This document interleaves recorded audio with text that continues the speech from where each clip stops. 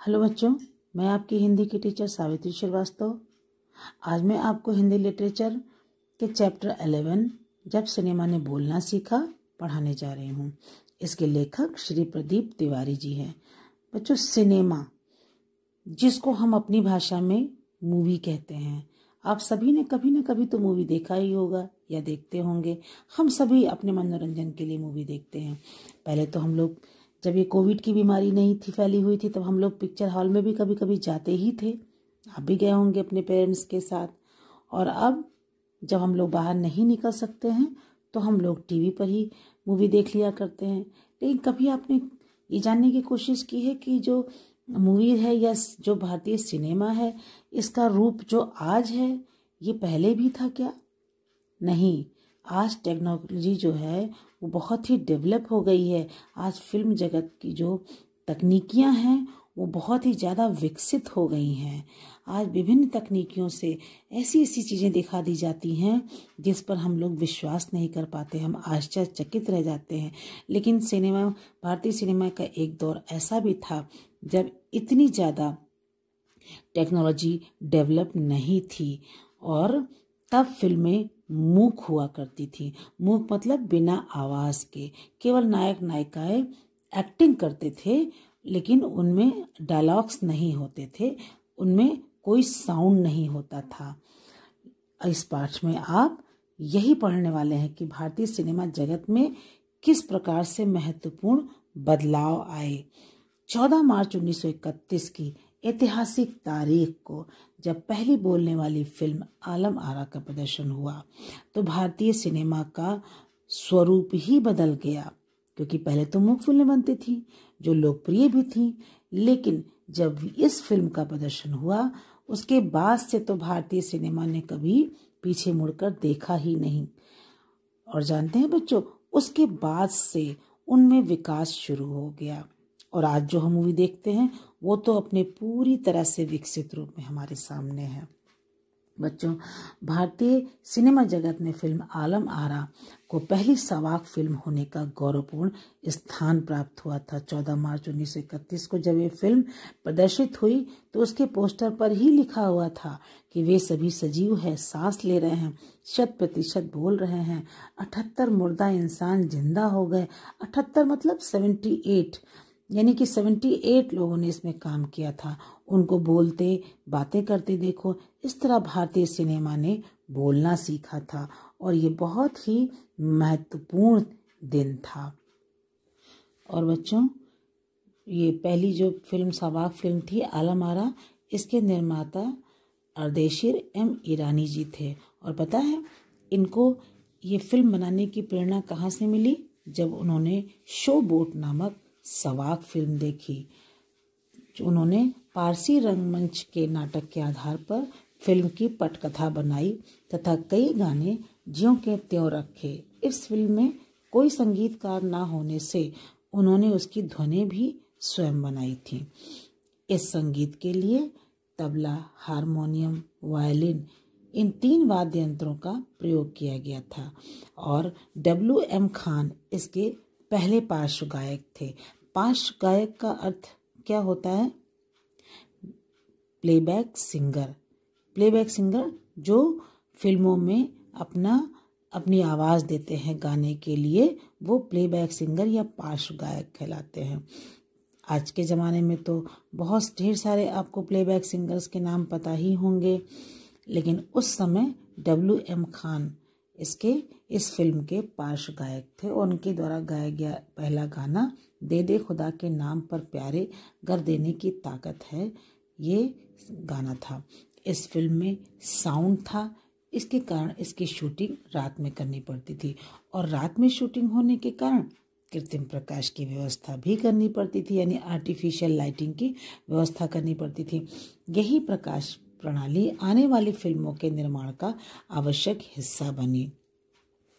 इससे पहले जब मूक फिल्म बनती थी तो उनकी शूटिंग दिन में ही पूरी कर ली जाती थी, लेकिन जब ये सवाक फिल्में बनी तो उसके लिए रात में शूटिंग करनी पड़ी। इस फिल्म में एक और जहां तकनीशियन कलाकार मिले, वहीं अर्देशीर की अपनी कंपनी ने 150 से अधिक मूक तथा 100 से अधिक सवाक फिल्में बनाई। मैंने आपसे कहा था ना कि जब इन्होंने सवाक फिल्में बनाई तो फिल्म इंडस्ट्री ने पीछे मुड़कर नहीं देखा और फिर ये सिलसिला शुरू ही हो गया, जिसकी शुरुआत अर्देशीर जी ने की थी। पहली सवाक फिल्म आलम आरा में हिंदी उर्दू के मेल वाली हिंदुस्तानी भाषा तथा गीत संगीत और नृत्य के अनोखे संयोजन ने इसे लोकप्रिय बनाया था। इस फिल्म को पब्लिसिटी मिली थी। जुबैदा इस फिल्म की नायिका थी, हीरोइन जिसको कहते हैं, और हीरो यानी कि नायक विट्ठल जी थे। विट्ठल जी को उर्दू बोलने में मुश्किल होती थी और उस समय के प्रसिद्ध नायक विट्ठल जी को इस कमी के कारण जब फिल्म से हटाया गया और महबूब को नायक बनाया गया तो विट्ठल जी ने नाराज होकर के मुकदमा कर दिया और मुकदमा में उनकी जीत हुई और पुनः नायक बना दिया गया उनको। जानते हैं विट्ठल जी का मुकदमा लड़ा किसने था? आपने इतिहास में, हिस्ट्री में आपने मोहम्मद अली जिन्ना का नाम सुना होगा। उन्होंने ही उनका मुकदमा लड़ा था। इससे विट्ठल की सफलता और लोकप्रियता बढ़ती चली गई। उन्होंने लंबे समय तक नायक और स्टंटमैन के रूप में भी काम किया। स्टंटमैन समझते हैं? जो तमाम तरह के स्टंट करते हैं। आज के कुछ हीरो तो ऐसे हैं जो खुद स्टंट करना पसंद करते हैं और कुछ इस तरह से कलाबाजियाँ के ऊंची कूद है और गाड़ी तेज चलाना, इस तरह के। तो विट्ठल जी ने ये काम किया था। इसके अलावा इस फिल्म में सोहराब मोदी, पृथ्वीराज कपूर, याकूब, जगदीश सेठी जैसे अभिनेता भी थे। 14 मार्च 1931 को मुंबई के मैजेस्टिक सिनेमा में प्रदर्शित ये फिल्म 8 सप्ताह चली थी और हाउसफुल चली थी। ये फिल्म 10 फुट लंबी थी और 4 महीने में तैयार हुई थी। और बच्चों, चूंकि ये पहली सवाक फिल्म थी तो जाहिर सी बात है कि दर्शकों की भीड़ तो बढ़नी ही थी और इतनी भीड़ हो गई थी कि उनको नियंत्रित करना भी बहुत मुश्किल था और पुलिस फोर्स लगानी पड़ी थी। सवाक फिल्म का विषय पौराणिक कथाएं, पारसी रंगमंच के नाटक, अरबी प्रेम कथाएं आदि हुआ करती थी। आज तो तमाम टॉपिक्स होते हैं, आप तो देखते ही होंगे कि अन्य धार्मिक तो कम मिलेंगे आपको, सामाजिक और कॉमेडी इस तरह की फिल्म बनती हैं। लेकिन पहले जब ये फिल्में बनती थी तो उनकी थीम पौराणिक कथाएं या पारसी रंगमंच के नाटक इत्यादि हुआ करते थे। सामाजिक विषय पर बनी हुई फिल्म खुदा की शान का एक किरदार तो महात्मा गांधी जैसा था, तो अंग्रेजों को इस फिल्म पर बहुत गुस्सा आया था और इस पे बंदिशें लगाई गई थी।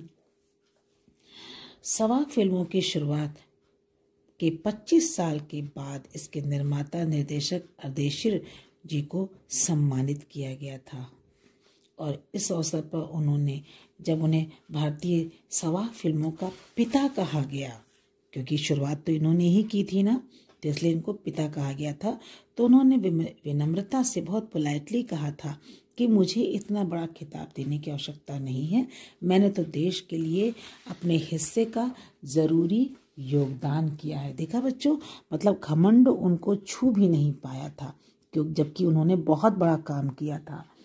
सवाक फिल्म के इस दौर में पढ़े लिखे अभिनेताओं की ज़रूरत महसूस की गई। देखिए, जब डायलॉग्स बोले जाएंगे तो जाहिर सी बात है कि नायक नायिकाओं का पढ़ा लिखा होना भी बहुत ज़रूरी है और अब अभिनय के साथ साथ संवाद भी बोलना पड़ता था उनकी, और इसलिए गायन प्रतिभा की को भी महत्व दिया जाने लगा, क्योंकि म्यूज़िक भी दिया जाता था, संगीत का प्रचलन उसमें बढ़ा था। तो इस दौर में अनेक गायक अभिनेता पर्दे पर आए। फिल्मों में हिंदी उर्दू के मेलजोल वाली जब जन प्रचलित भाषा को महत्व मिला, सिनेमा में दैनिक और सार्वजनिक जीवन का प्रतिबिंब तो अब बेहतर ढंग से प्रस्तुत किया जाने लगा है। इस समय अभिनेता अभिनेत्रियों की लोकप्रियता का असर भी दर्शकों पर खूब पड़ रहा था। जैसे माधुरी फिल्म में नायिका सुलोचना की हेयर स्टाइल खूब लोकप्रिय हुई थी। औरतें जो थीं उस समय की अपने बालों की केश सज्जा सुलोचना की तरह किया करती थीं। बच्चों, ये तो आज भी है। आज भी लोग, जो युवा वर्ग है, ये बच्चे हैं, ये फिल्म के हीरो हीरोइन को कॉपी करते हैं, उनकी हेयर स्टाइल, उनका ड्रेसिंग सेंस, उनकी बोलचाल का ढंग, कभी कभी तो कुछ बच्चे आपको डायलॉग्स बोलते हुए भी मिल जाएंगे। यानी आज भी वो चीज़ें हैं। उनके हेयर स्टाइल को अपनाया जाता है, वो जो ड्रेस पहनते हैं उसकी तरफ लोग आकर्षित होते हैं और वो भी उस तरह की ड्रेस पहनना चाहते हैं। और जो ये फिल्म थी भारत के अलावा श्रीलंका, बर्मा, पश्चिम एशिया में बहुत पसंद की गई थी। भारतीय सिनेमा के जनक दादा साहब फाल्के को भी सहवाग सिनेमा के जनक अर्देशीर ईरानी की उपलब्धि का सहारा लेना पड़ा, क्योंकि सिनेमा का नया दौर शुरू हो चुका था। तो देखा बच्चों, आपने इस पाठ में देख कि किस तरह से भारतीय सिनेमा ने विकास की ओर कदम रखा था। और आज हम जो भारतीय सिनेमा का रूप देख रहे हैं, इनफैक्ट आप लोग जो देख रहे हैं, और उस पिछले रूप को आप देखिए तो आप खुद पाएंगे कि कितना कुछ अंतर आ चुका है। मूक फिल्मों से लेकर आज बिल्कुल डेवलप्ड टेक्नोलॉजी के रूप में मूवी, ये तो आप खुद देख करके महसूस करते होंगे। बच्चों, अंत में हम आपसे ये कहना चाहेंगे कि आप मूवी देखिए, ज़रूर देखिए फिल्में, लेकिन जो भी फिल्म आप देखिए वो अपने माता पिता के साथ बैठकर देखिए, और वही फिल्में देखिए जिससे आपको ज्ञान प्राप्त हो, जिससे आपको शिक्षा प्राप्त हो, और आपको वही चीज़ें अपनानी चाहिए जो आपके लिए ज़रूरी है, जिससे आपका फ़ायदा हो रहा हो, आपका नुकसान हो, ऐसी फिल्मों को बिल्कुल मत देखिए। समझ में आ गई बात? धन्यवाद।